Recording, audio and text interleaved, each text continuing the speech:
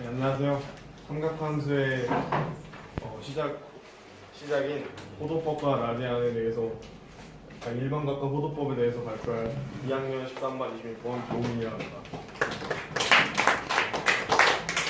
네, 일단 첫 번째로는 그 시초선과 동경에서 시작을 할 건데요. 시초선은 그 각을 재는 시작점으로서 그 각을 재기 위한 제일 처음의 과정을 위한 선이라고 할 수 있고요. 동경은 그 각을 시작하는 점에서 끝까지의 그 각을 측정하게 해주는 끝을 말하는 것입니다. 여기서 제일 중요한 거는 우리가 일반적으로 각을 표현할 때는 0도에서 360도까지 그냥 아무렇게나 숫자를 적으면 되지만 시초선과 동경을 이용해서 적을 때는 방향이 굉장히 중요합니다. 그래서 첫 번째 양의 방향으로 갈 때는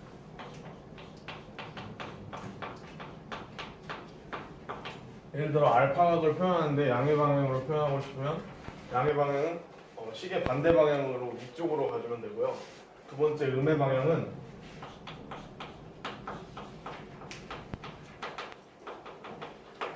시계 방향으로 그냥 양의 방향과 반대로 음의 방향은 아래쪽으로 내려간 다음에 알파각만 빼고 그 음의 방향까지만 가는 겁니다. 자, 이제 두 번째로는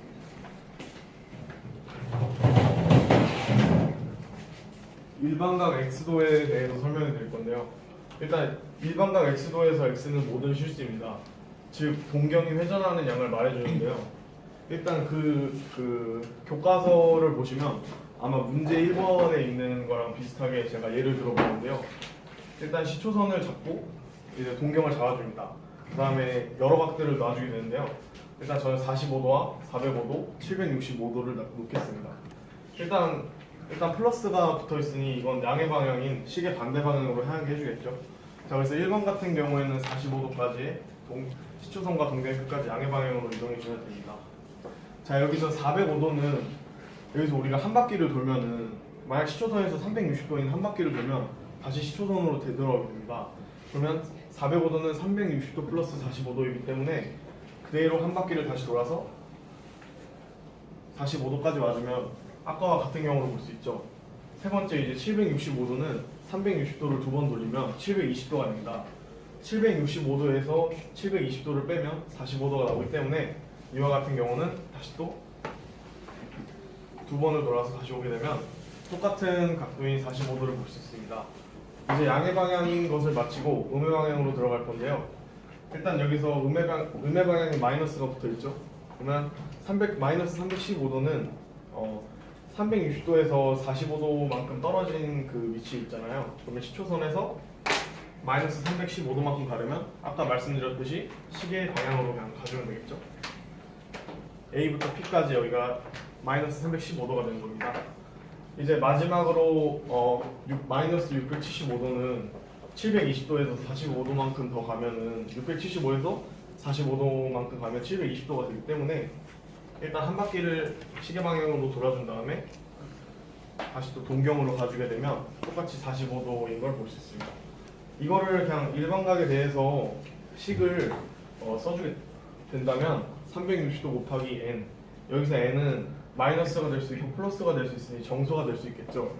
플러스 그리고 45도를 해주면 어느 방향이든지 한 바퀴를 돌든 두 바퀴를 돌든 아예 돌지 않든 45도만큼 갈 수 있다는 겁니다. 여기서 n이 0일 때는 그냥 아까 말씀드렸죠. 1번의 경우처럼 45도를 그냥 양의 방향으로 45도를 갈 수 있는 거고요. n이 0보다 크게 되면 이렇게 2번과 3번의 예시로 반시계 방향으로 가면서 한 바퀴를 돌아주거나 두 바퀴를 돌아주면서 45도까지 갈 수 있겠죠. 이제 n이 0보다 작으면 반대로 시계 방향으로 한 바퀴나 두 바퀴를 돌면서 45도로 갈 수 있다는 겁니다.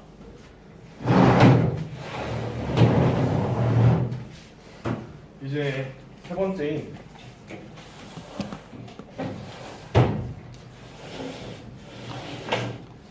일반각계의 표현과 동경의 위치에 대해서 설명드릴 건데요. 아까 제가 말씀드렸듯이 360도면 시계든 반시계 방향이든 자기가 원하는 그 나머지 각만큼 갈 수 있게 됩니다. 이거를 그냥 일반 식으로 표현하게 되면 알파 플러스 360도 곱하기 n, 여기서 n은 아까 말씀드렸듯이 정수가 될 수 있겠죠. 플러스이든 마이너스든지. 어쨌든 360도 돌면은 시초선에서 시초선으로 다시 돌아오기 때문에 그냥 동경의 위치는 그냥 같다는 거고요. 여기서 만약에 물론 그럴 일은 없겠지만 서술형에서 쓸 일이 없을 것 같지만 만약에 여기 수학적 조건을 붙이면 0에서부터 360도까지가 나오는데 알파 각도는 우리가 가고 싶은 만큼 가는 거잖아요.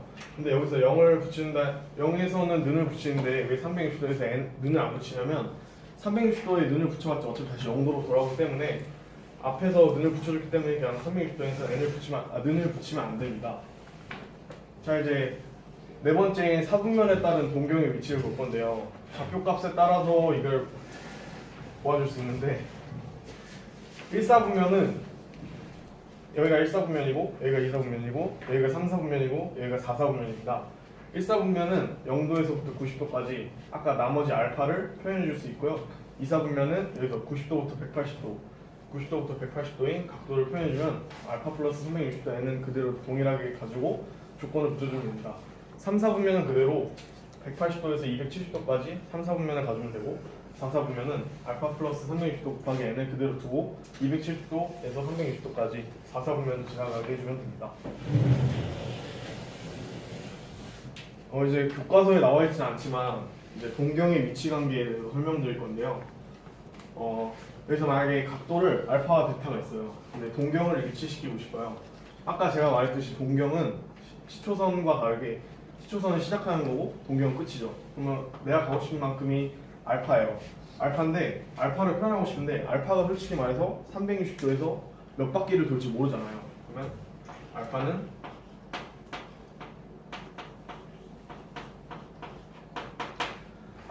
360도 곱하기 n, 여기서 n1은 그 돌고 싶은 바퀴의 개수나 뭐 아직 미지의 수니까 그냥 이렇게 뜨고 플러스 이 네모 안의 숫자를 놔주는 거죠. 네모 안의 숫자는 여기가 내가 가고 싶은 각도만큼 표현해 주니까 일단 임의로 정해놓고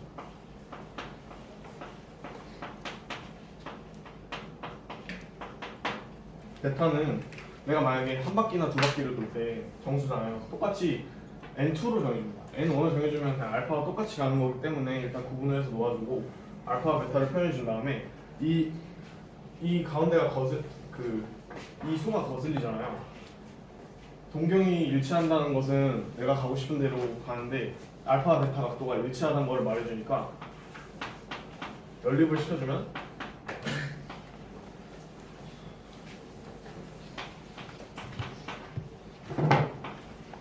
알파 마이너스 베타는 360도 곱하기 정수가 나오고 있죠. n1과 n2는 어차피 정수기 때문에 그냥 여기서 그냥 정수로 표현해주면 되고요. 이제 두 번째는 일직선 위의 방향이 반대인 겁니다. 일직선 위의 방향이 반대라는 것은 내가 여기서 알파만큼 가는데 일직선 위의 반대인 경우는 베타만큼 또 가주면 되죠. 뒤로. 그러면 두 각에서는 그 각도는 똑같겠지 모르겠지만 방향이 반대라는 거죠. 그럼 여기서는 똑같이 베타 마이너스 알파는 180도 곱하기 360도 곱하기 n이 됩니다. 베타 마이너스 알파는 180도 플러스 360도 곱하기 n이 됩니다. 그래서 만약에 베타가 이만큼 같다고 쳤을 때 알파가 이만큼 같잖아요. 그러면 베타에서 알파를 빼주면 그냥 180도가 나오겠죠. 그 다음에 x축 대칭은 x축을 기반으로 대칭을 시켜준다는 거네요. 시초선을 기준으로 내가 알파만큼 갔는데 베타는 이렇게 가서 또 알파만큼 같다는 거잖아요. 그러면 알파 플러스 베타는 360도 곱하기 n이 나오겠죠. 그 다음에 y축 대칭은 y축을 기반으로 이게 대칭이 되었다는 뜻인데요. 똑같이 아까 일직선 위에 반대 방향처럼 그냥 180도를 이용해주면 됩니다. 그러면 알파 플러스 베타는 180 플러스 360도 곱하기 n이 나오겠죠. 이제 일반각을 마치고 호도법으로 넘어가게 될 건데요. 일단 호도법과 라디안에서는 각을 표현해주는 방법은 두 가지가 있습니다. 60분법과 호도법인데요. 60분법은 그냥 말 그대로 30도, 60도, 90도, 120도 단위를 붙여서 표현해주는 거고요. 호도법은 그냥 단위가 없이 그냥 호를 이용해서 표현해주는 겁니다. 일단 그 라디안에 대해서 설명해 드릴 건데요. 라디안은 그 반지름 레이디우스를 이용해서 표현해 주는 거고요. 만약에 1라디안을 표현해 주고 싶다면 내가 만약에 반지름만큼 가고 여기서 반지름만큼 또 시초선과 동경을 잡아주겠죠. 그냥 예를 들어서 근데 호의 길이가 또 R이 나오는 경우가 있어요. 이럴 때를 그냥 1라디안으로 하는 겁니다. 여기서 호의 길이는 중심각의 크기에 비례하는데 호의 길이는 얼세타, 얼은 반지름이고 세타는 중심각이 되겠죠. 중심각이 커질수록 반지름 그 호의 길이는 길어지기 때문에 비례한다고 볼 수 있습니다. 여기서 1라디안은 그 호의 길이가 R이랑 똑같다는 거잖아요. 여기서 제가 아까 설명드렸듯이. 그러므로 세타는 1이 나옵니다. 그러므로 세타는 1라디안이 나올 수 있다고 보고요. 여기서 라디안과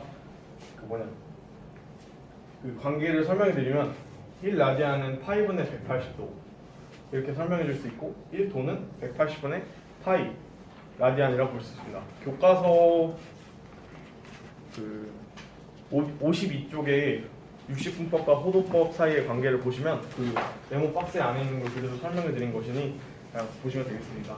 그 다음에 세 번째, 부채꼴의 호의 길이, 넓이에 대해서 설명해 드릴 건데요. 예를 들어서 내가 반지름이 얼만큼인 원을 하나 그렸어요. 그러면 360도가 2파이가 되겠죠? 파이는 180도니까요. 그럼 원주는 2파이R이라고 볼 수 있고 여기서 만약에 호의 길이를 통해서 나타내고 싶으면 L은 2파이R 곱하기 2파이분의 세타 해서 R 세타가 나올 수 있겠죠? 원주는.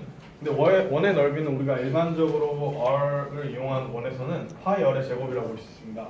여기서 넓이 S는 파이 R의 제곱 곱하기 2파이분의 세타 그 다음에 이렇게 나오면 2분의 1 R 제곱 세타가 나오겠죠? 근데 여기서 아까 말씀드렸듯이 L은 R 곱하기 세타라는 식이 나오잖아요. 근데 여기서 이 식을 풀어 써주면 2분의 1 곱하기 R 곱하기 세타가 나옵니다. 그럼 R 곱하기 세타가 호인 L이 나오니까 넓이를 또한 2분의 1 RL로 표현해 줄 수 있겠죠. 그 다음은 이제 호의 길이와 중심각이 비례한다는 건데요. 이거는 그냥 아까 설명해 드렸듯이 중심각이 호의 길이와 비례해서 커진다는 걸 보여준다면 L은 R 곱하기 세타라는 식이 나오죠. 근데 여기서 다시 한번 복습하자면 넓이는 2분의 1 R 제곱 세타 그리고 마지막으로 식을 풀어서 써주면 2분의 1 RL이 나옵니다. 네, 이상으로 일반각과 호도법에 대해서 발표를 마치겠습니다. 감사합니다.